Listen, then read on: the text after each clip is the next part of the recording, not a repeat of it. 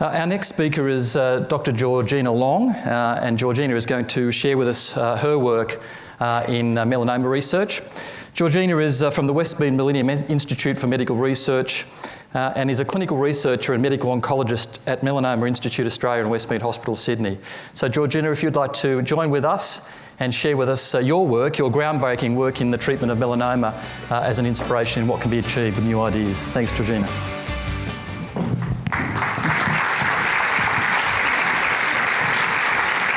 Thank you, Dr. Nigel Lyons, and thank you to the New South Wales Health team for inviting me here today to speak about a topic that's very close to my heart. I'd also like to thank Cancer Institute New South Wales and the Royal Australasian College of Physicians who have been funding me since 2009. So I'd like to start with a story. It's about a young woman from the north coast of New South Wales who came to see me with metastatic melanoma. But before I get into the details of the story, I'd like to share with you some facts about melanoma. So first of all, melanoma truly is Australia's cancer. We have the highest incidence in the world. We see more than 11,000 new cases per annum. In fact, melanoma kills more people than our roads. It disproportionately affects young people. It is the most common cancer in men aged 25 to 40, and it is the most common cancer in women aged 15 to 30. It's a big problem for us. So what I want to do is get back to the story. So this woman came down with her family to see me, and she was in Sydney for about 2 weeks. During that 2 weeks, we were working her up for a particular clinical trial, and she became progressively more unwell. She had melanoma metastasis under her skin, throughout her abdomen, and as each day passed, she was getting sicker and sicker, and eventually I had to admit her into hospital. And she had fluid in her abdomen. We had to transfuse her every day, and this is what she looked like. I wouldn't normally show you a photo of someone who is dying. She had weeks to live at this stage, but the reason I am is that 5 weeks later she looked like this. She went back to full-time studies with her PhD. She published 2 papers. She went overseas twice. Unfortunately, she did die in 2011, but she and her family were incredibly appreciative of 12 months she would never have had to achieve some goals that she needed to achieve.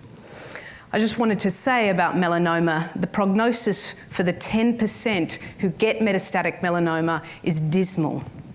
Luckily, 90% of melanoma is curable with surgery. That's great. But the 10% who have metastatic melanoma that's spread, it's dismal. And those with brain metastases fare even worse. And until now, we have had no drug treatment to treat metastatic melanoma, let alone brain metastases.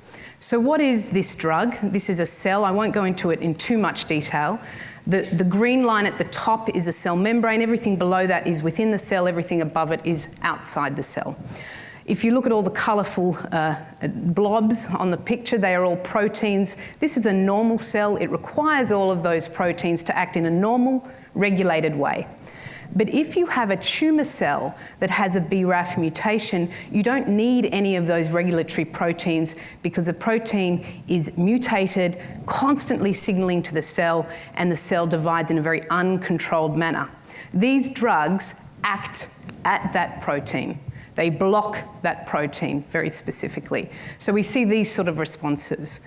Brain metastasis, which is 3 centimetres, down to less than 1 centimetre within 6 weeks. In fact, shorter, within a few weeks. Patients feel better immediately.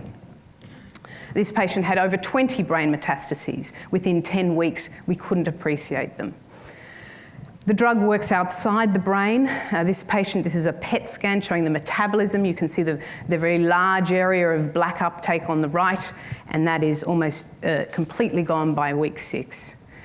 These are what we call waterfall plots. Each individual bar is an individual patient. I'm sure many of you have seen these before, but these are incredibly unusual because these demonstrate the shrinkage below 0 of the brain metastases. We have not seen waterfall plots like this for any solid tumour, breast or lung, which has metastasized to the brain. So this just tells you the level of shrinkage we're getting in the majority of patients in the brain. And what about overall survival? This is a historic control cohort there in red. The median overall survival for patients diagnosed with metastatic melanoma to the brain is 16 weeks, 4 months. With this drug, and this is compared to historic controls, we have doubled that median overall survival. Now that might seem small, 32 weeks, but in terms of biology, we have improved things by 100%, 100%. That's a huge leap forward. So what I want to do is just quickly go over the story behind this story. How did this happen? What do we do to make these things happen? I am on the advisory boards of several pharmaceutical companies who are very active in the area of melanoma. And in fact, I make it my job to be on those advisory boards. So, lesson one that we have learned is that the patient is absolutely critical and is central to all our activities. They generate the ideas, they drive the scientists. Why do we get cancer? How can we decrease the incidence of cancer? How can we decrease the morbidity, the mortality? And also they drive the science by providing us with cell lines, with tissue to explore and question. At Melanoma Institute Australia, for which Westmead Millennium Institute participates, we have a very large network of infrastructure. We have a biospecimen bank, the largest in the world with melanoma tissue. We have a research database of 35,000 patients commenced in the 60s. We have a large clinical trial network. And we also have our laboratories, mainly at Westmead Millennium Institute. These structures and these activities are all centred around the clinic and the individual patient. We also have an ethos that we may not be able to help, we try to help the patient in front of us, but we may be doing things, our research, that will actually help generations ahead.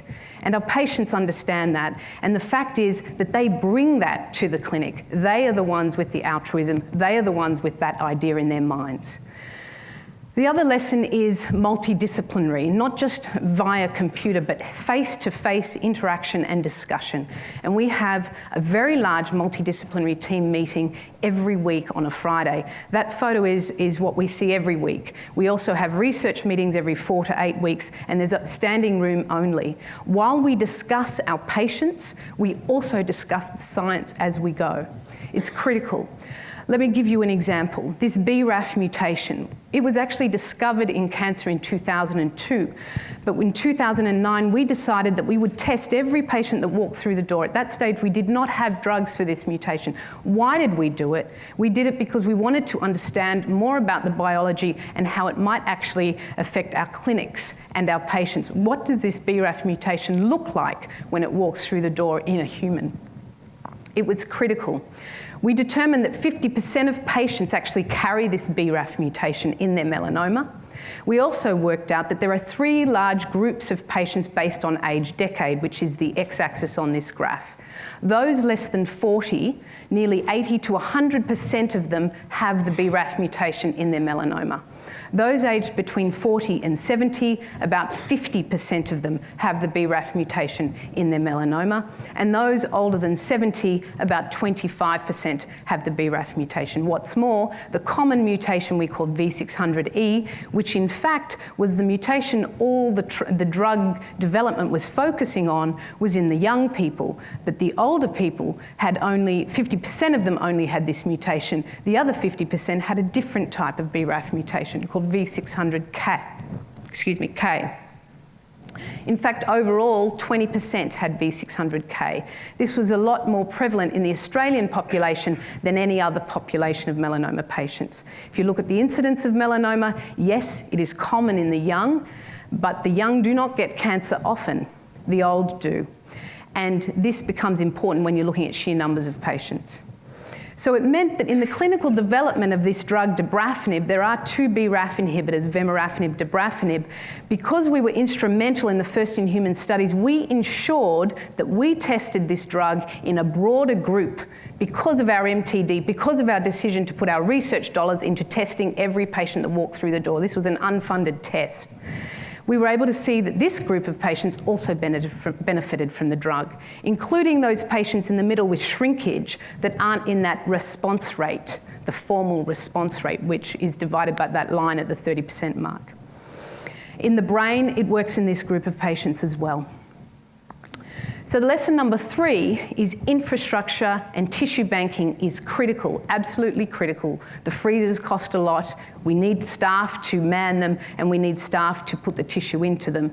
However, all of this is absolutely nothing without a good pathologist and real-time clinical data. The tissue means nothing if you know nothing about the patient, when they died, or if they did very well. You also have nothing if the tissue you put in the bank doesn't have any tumour cells in it because it wasn't quality assured when you put it into the bank. To give you an example, we work very closely with our pathologists, particularly Richard Scollier is one of our pathologists. When we saw this rate of V600K in our older patients, we immediately thought, well, why in Australia? Nobody believed the rate was so high at first. And we were able to go back to the antecedent primary melanoma and look at the chronic sun damage around that primary melanoma. And you can see on this graph that those with the chronic sun damage, the red part of the circle is the V600K group, is a higher proportion, 1/6 of all those with chronic sun damage, whereas those without chronic sun damage, the V600K group, are only a slither. The other lesson is you need novel therapeutics. You need to be pushing the boundaries. You need to be testing these in patients. And in fact, I have a philosophy that because we need to improve melanoma so much that any patient with metastatic melanoma that walks through the door, if they're eligible, should be on a clinical trial.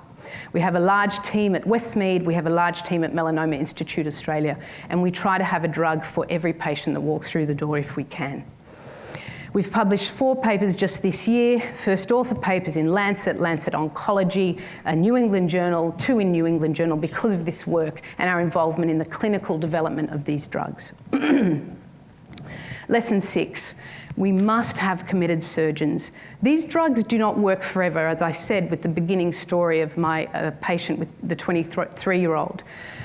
We need to look at why patients become resistant. So we have a platform, a translational platform called TEAM, Treat, Excise, Analyze Melanoma. It is resource heavy, but it's a team of us who are committed to looking at why these patients become resistant. We take a biopsy before they start on a novel drug. We take a biopsy early during treatment to see why they're responding so well. And we take a biopsy once they've progressed. Besides collecting the tissue, you've got to withdraw from the bank. You need to use the tissue. It's great loading it into the freezer, but if you're not withdrawing from it, what's the point? And you need to do this in a collaborative manner because to do the great things, to discover the amazing things that will lead to the next step, you need a whole host of different skills and sets. So from this work, we've produced a lot of results. We now understand most of the resistance mechanisms with these drugs and are already working towards combination of drugs to overcome the resistance. This is the team. Just to show you, we actually look down the microscope at this tissue.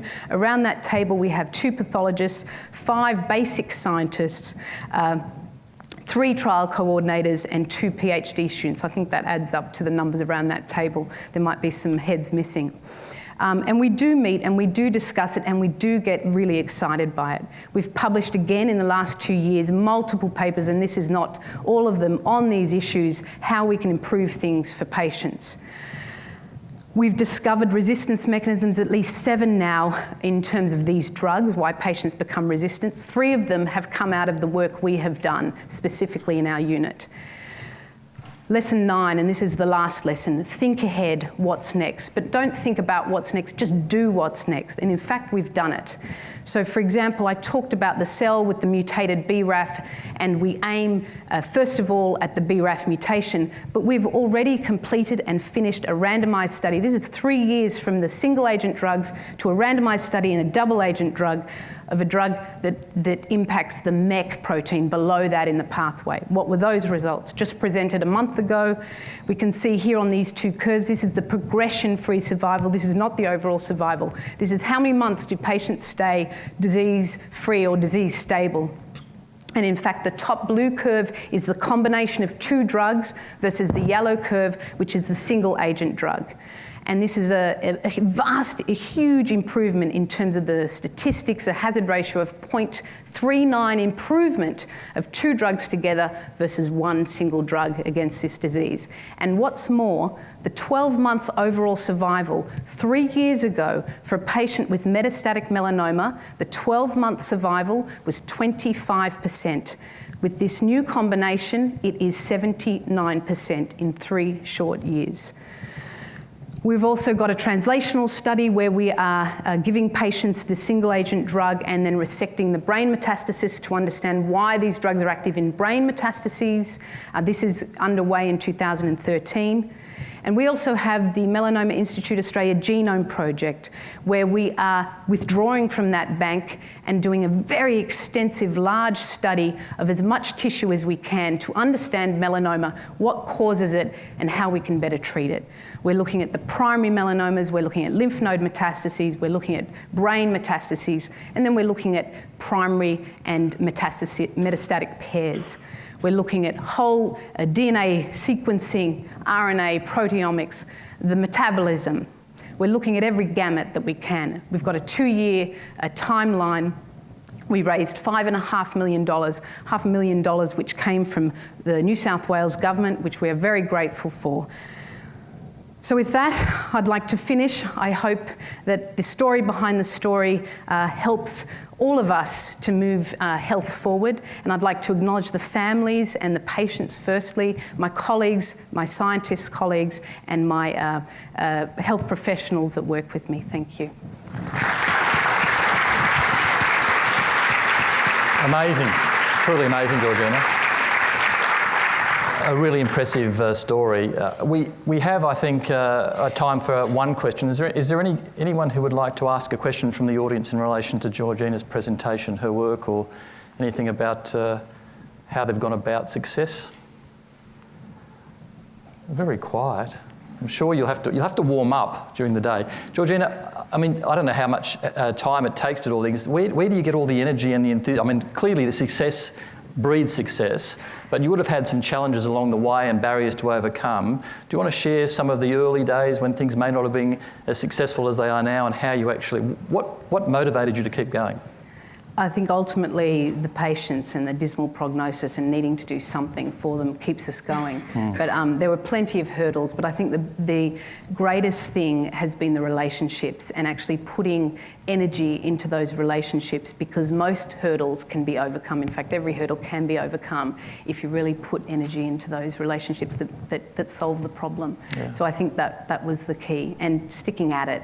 There were many times where you'd want to just give up, but you just stick at it. Perseverance. I mean, I was struck as you presented about the extent of the teamwork required, the communication, the collaboration, having everybody on the same page.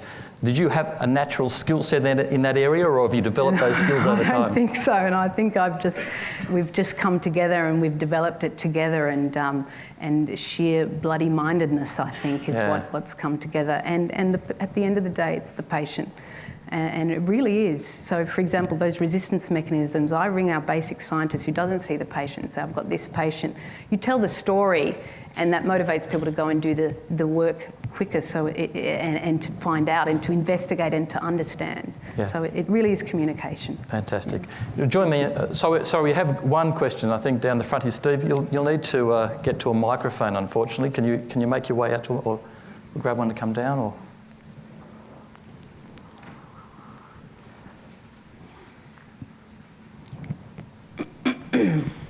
It's really just a quickie and curiosity driven. The NIB suffix at the end suggests that it's a synthetically created enzyme inhibitor.